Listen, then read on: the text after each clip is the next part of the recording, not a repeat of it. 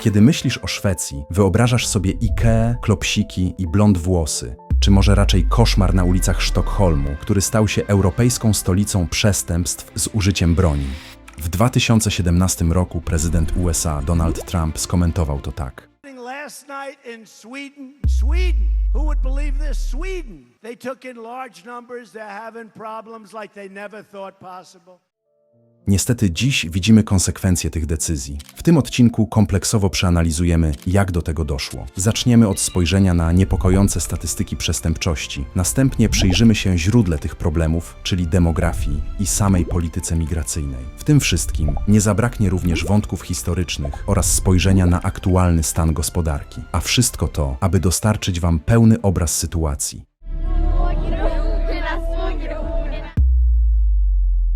Szwecja, niegdyś uważana za jeden z najbezpieczniejszych krajów na świecie, dziś zmaga się z kryzysem, który wstrząsnął jej społeczeństwem. Jak to możliwe, że w ciągu ostatniej dekady liczba przestępstw wzrosła dwukrotnie? Przecież Szwecja leży w znanej z wysokiego standardu życia Skandynawii i sąsiaduje z tak dobrze prosperującymi krajami jak Norwegia i Finlandia. Statystyki niestety mówią same za siebie. Tylko w latach 2006-2010 liczba zgonów związanych z przemocą z użyciem broni wzrosła z zaledwie 10 rocznie do ponad 45. Kilkanaście lat temu nikt by nie pomyślał, że Sztokholm stanie się areną krwawych strzelanin. Dzisiaj liczba zgonów z powodu ataku z bronią plasuje Szwecję na drugim miejscu w Europie, zaraz po Albanii. Co więcej, przemoc z użyciem broni to niestety tylko część problemu. W 2019 roku Szwecja była świadkiem aż 260 ataków bombowych, co stanowiło wzrost o 60% w porównaniu do roku poprzedniego.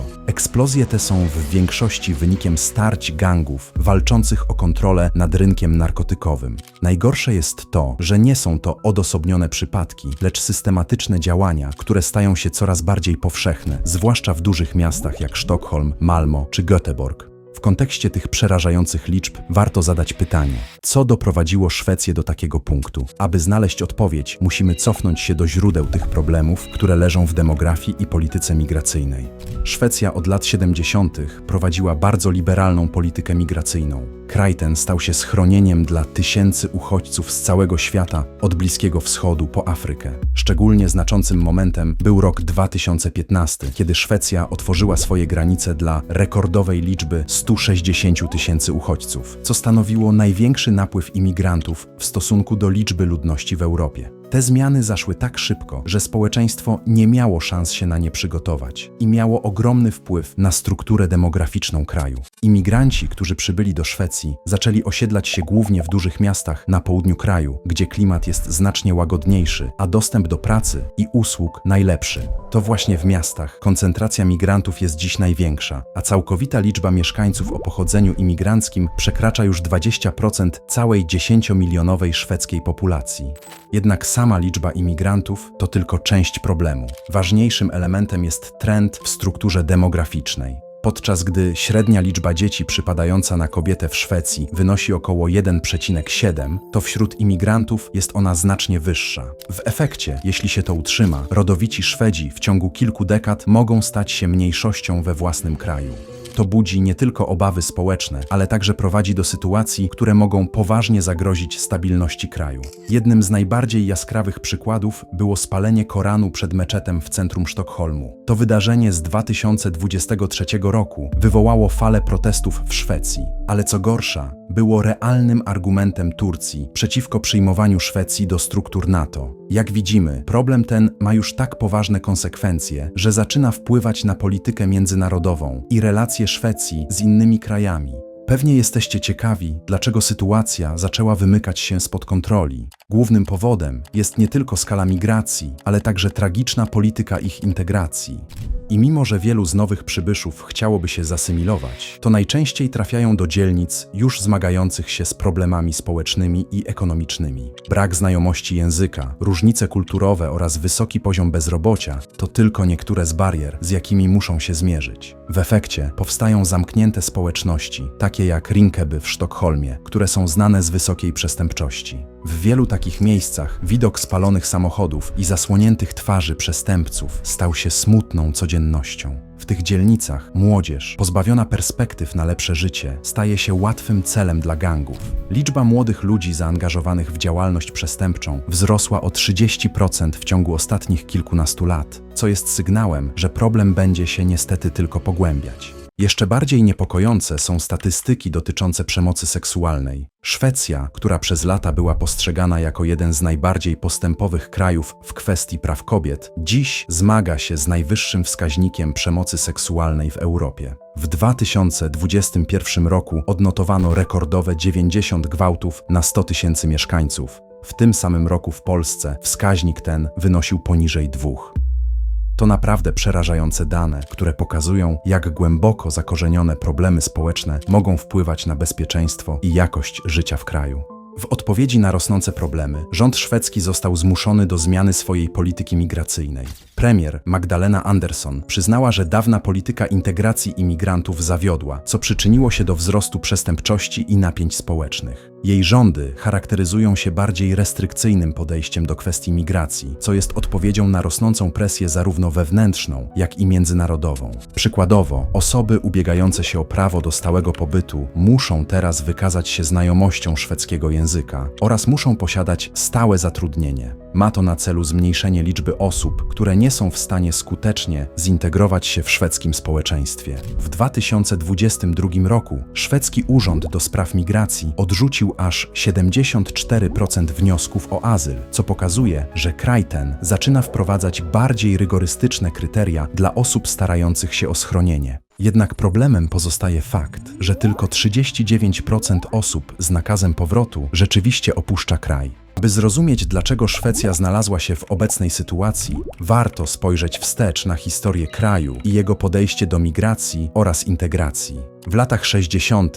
i 70. XX wieku Szwecja zbudowała jeden z najbardziej rozbudowanych systemów państwa opiekuńczego na świecie. Koncepcja Folkhemmet, domu ludowego, zakładała, że państwo powinno zapewnić wszystkim obywatelom wysoki standard życia, co obejmowało szeroki zakres usług socjalnych, takich jak bezpłatna opieka zdrowotna, edukacja oraz hojne zasiłki społeczne.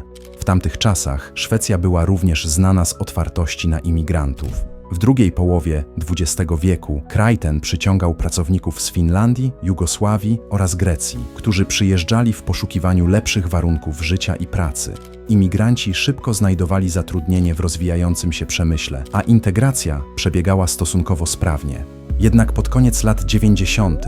i na początku XXI wieku Szwecja doświadczyła kolejnej fali imigracji, tym razem z krajów Bliskiego Wschodu i Afryki Północnej. Konflikty zbrojne w tych regionach, takie jak wojna w Iraku czy wojna domowa w Syrii, zmusiły miliony ludzi do szukania schronienia w Europie, a Szwecja z jej polityką otwartych drzwi przyjęła znaczną część tych uchodźców. Jednak tym razem integracja okazała się znacznie trudniejsza. Władze zaczęły zdawać sobie sprawę, że system opieki socjalnej i mechanizmy integracyjne nie były przygotowane na tak dużą liczbę przybyszów. Problemy związane z bezrobociem, brakiem znajomości języka oraz różnicami kulturowymi zaczęły narastać, co w efekcie doprowadziło do obecnego kryzysu. W obliczu rosnących napięć i problemów związanych z imigracją, coraz większe znaczenie zaczęła zyskiwać Partia Szwedzkich Demokratów. Początkowo była to marginalna partia o skrajnie prawicowych poglądach, która jednak z czasem zaczęła przyciągać coraz więcej wyborców, zmęczonych nieudolnością tradycyjnych partii w radzeniu sobie z problemami migracyjnymi.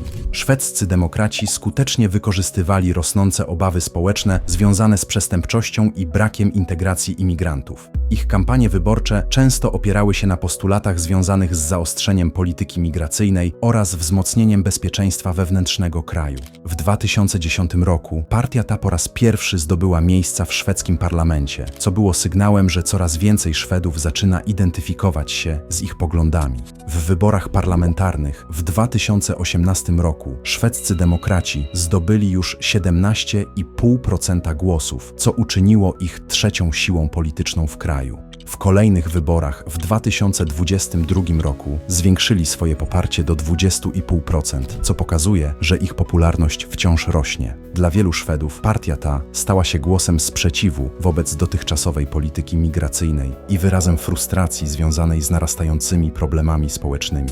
I choć bardzo dużo mówiliśmy o migrantach, to należy podkreślić, że nie każdy jest źródłem problemów. Wielu z nich znacząco przyczynia się do rozwoju kraju. Dla przykładu, migranci stanowią istotną część siły roboczej Szwecji, wnosząc ogromny wkład w kluczowe sektory, takie jak opieka zdrowotna, gdzie stanowią około 30% personelu medycznego.